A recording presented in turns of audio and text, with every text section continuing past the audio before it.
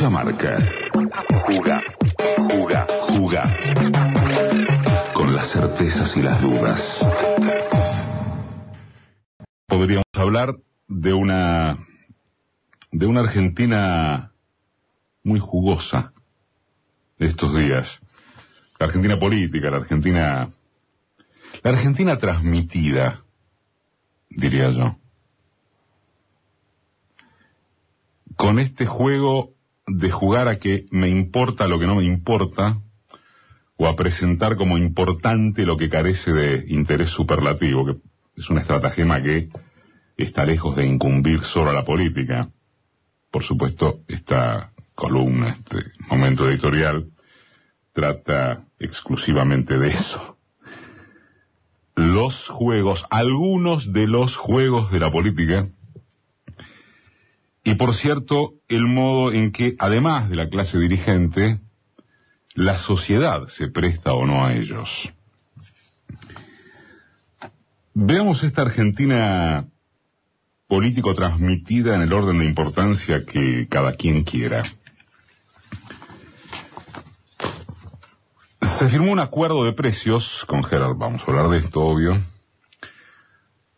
Acuerdo de precios por 60 días con algunas cadenas comerciales. La oposición no lo llama acuerdo, prefiere denominarlo control, porque de esa forma, si fracasa el acuerdo, le queda el campo orégano para hablar del fiasco de una decisión gubernamental. La semántica no es ociosa en este punto. Si aceptara el término acuerdo, el fracaso sería atribuible a los empresarios mucho antes que al gobierno. Si lo que fracasa es un control, es otra historia. Y esto es algo, lo de atribuir a los empresarios el fracaso, es algo que la oposición, comenzando por la mediática, no aceptará jamás. La inflación es uno de los muy pocos resortes de crítica aceptable con que cuenta la franja opositora, pero la responsabilidad de quienes forman los precios es obscenamente ocultada. La derecha dirigencial, propiamente dicha, lo hace por razones ideológicas. Y la prensa, además, porque vive de la publicidad que pautan las empresas. Entonces, en la cínica lógica de ambos equipos,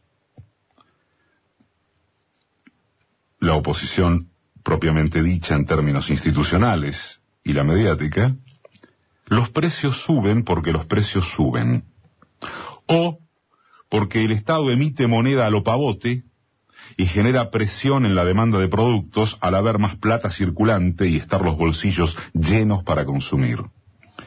Si lo primero no resiste el menor análisis, esto segundo menos que menos. Parece mentira,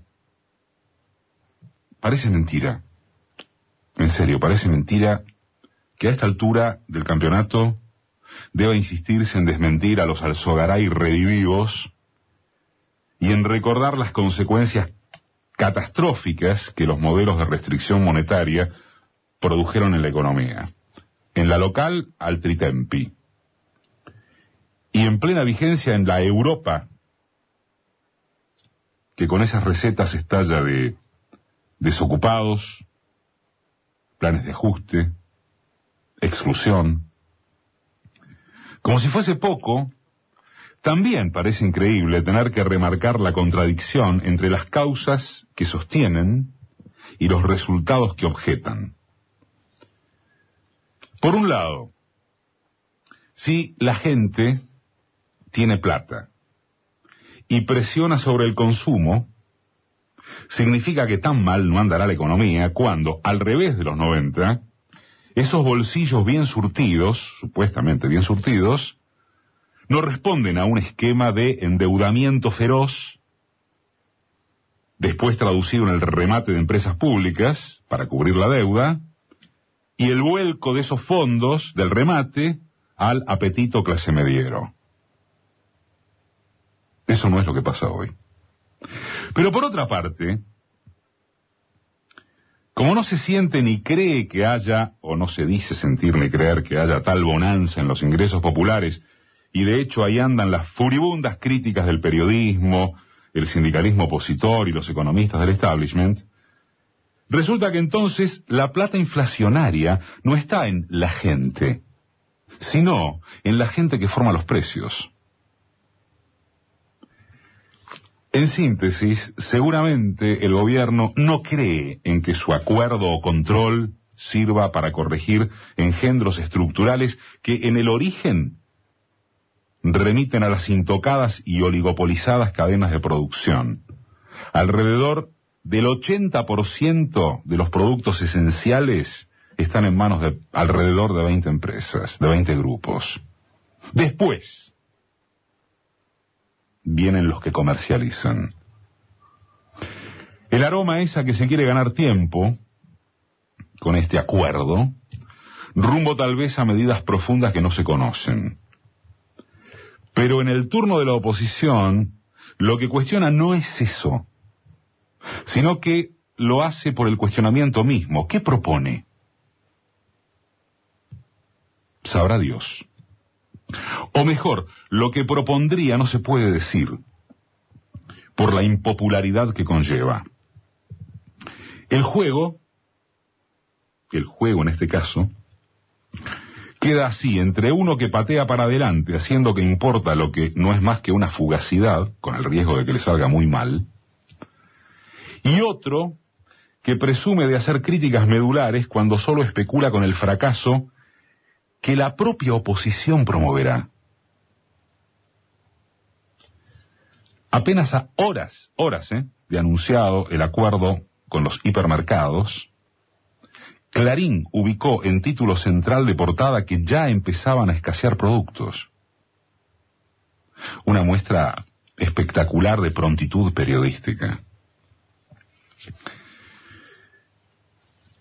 Para continuar con los juegos, otros ejemplos interesantes son las fallidas negociaciones con los británicos y el arreglo con Irán por la investigación del atentado a la AMIA.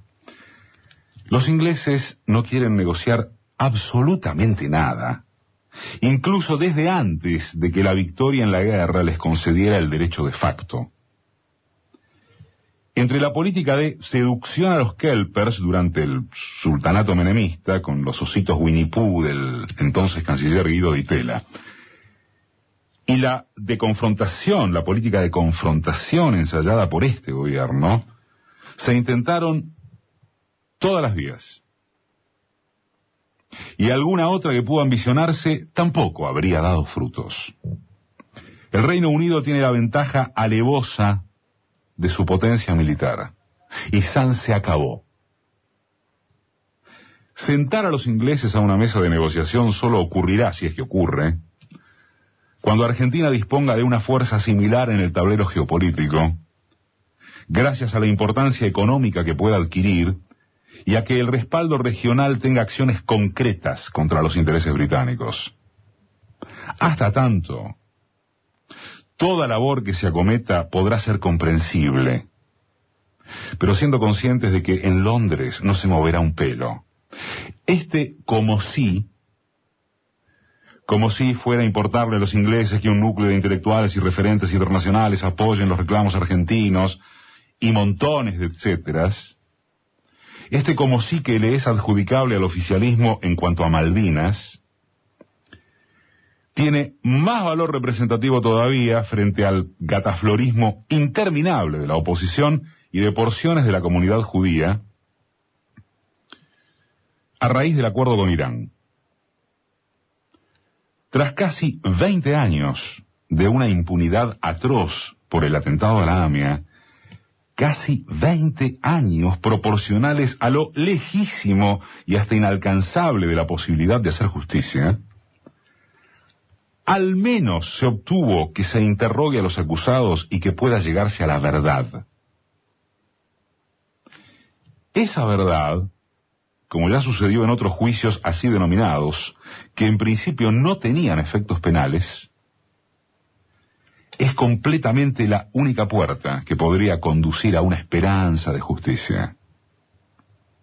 Sin embargo, el deporte del me opongo porque me opongo, cualesquiera sean los caminos tomados o por tomar, impide, unos por especulación política y otros por su eterna y entendible frustración, impide sumarse a un compromiso mutuo que por fin permite una luz, tenue, pero luz.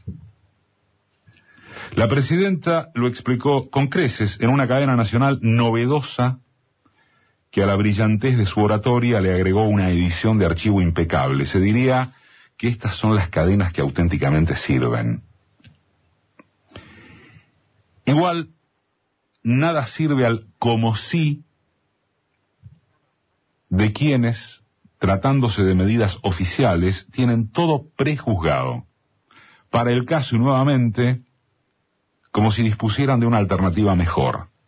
Eso no es análisis. Eso es provocación. Y por último, comillas, lo de por último, nada emparda al juego de que la Argentina vive crispada, si es que, en lugar de traducir crispación como el retorno del debate político encendido, se lo hace en la acepción de que estamos por matarnos y de que el inspirador excluyente es el gobierno. Miren, por hoy vamos a dejar de lado que nunca, jamás se vivió una etapa en que las figuras oficialistas, y la de la jefa de Estado en particular, hayan sufrido los insultos públicos padecidos por esta gestión. Nunca. Podría acercársele el clima de 2001-2002, con la pequeña diferencia de que se daba en un país estallado. O sea que vayamos mejor a la insoportable frivolidad de juzgar que algunos hechos son demostrativos del peligro tremendo habido o por haber. Y a través de 2 episodios que los medios vienen de agitar hasta el sopor, más allá de la simple condena que deben merecer. 10 o 20 pelotudos en un barco putearon a un funcionario de economía. Y a un periodista opositor en un bar no quisieron atenderlo por considerarlo persona no grata. Casi toda la semana con eso. En casi todos los programas de radio y televisión, con las repercusiones en casi todos los noticieros y columnas de opinión, con plumas alarmadas y caras de necesidad de laxante, como si se estuviera al borde de enfrentamientos civiles desesperantes. En el costado kirchnerista hubo abusos de insistencia con que las agresiones parten de enfrente. Pero enfrente, como única profundidad ideológica, dicen que así estamos.